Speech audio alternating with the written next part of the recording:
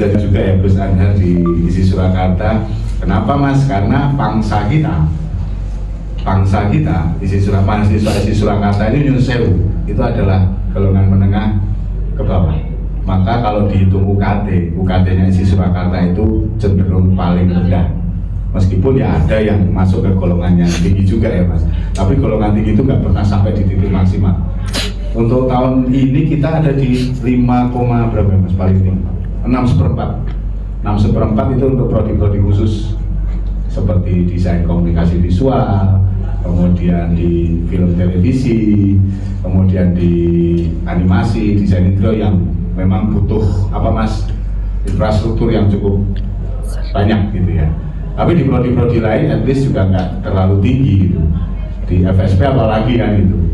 Kita prodi FSP itu paling tinggi cuma sekitaran 5 juta lah.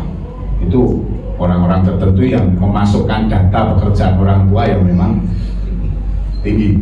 Misalnya kalau PNS golongan 4 itu sudah nggak bisa dibohongi Mas. Ini contoh kasus saya sendiri gitu ya. Kemarin saya kan memasukkan anak saya kuliah. Jadi klik itu sudah muncul Mas harganya gitu. Jadi nggak mungkin bisa ditawar di situ. Makanya agak sulit juga kalau mengelola, harus membohongi sistem kan juga agak sulit.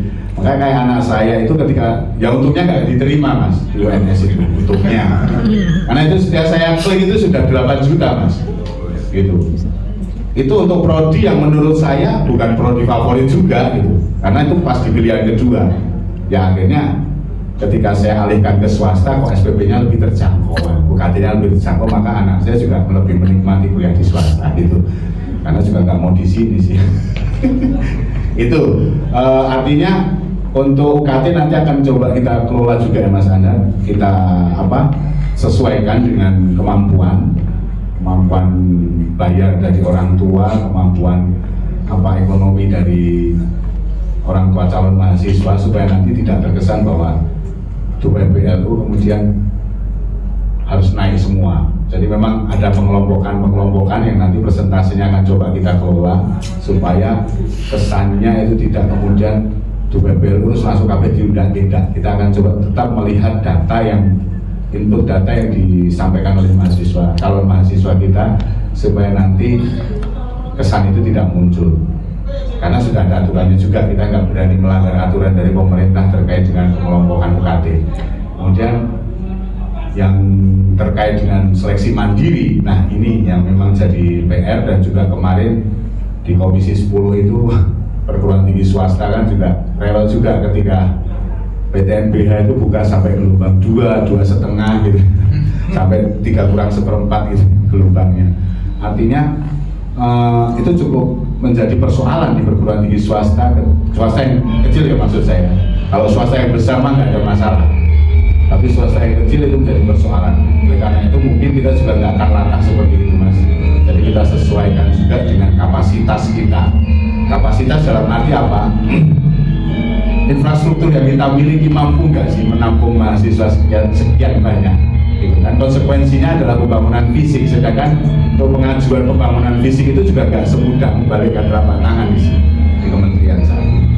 Oleh karena itu ya kita sakmadyo, artinya dalam menerima mahasiswa juga sesuai kekuatan, sesuai kapasitas kita, dan juga sesuai kemampuan infrastruktur kita. Artinya ya perangkat sedikit demi sedikit kita naikkan, nggak harus naik optimal. Kalau merangkak sedikit demi sedikit, karena kita juga punya beberapa prodi baru yang juga butuh mahasiswa.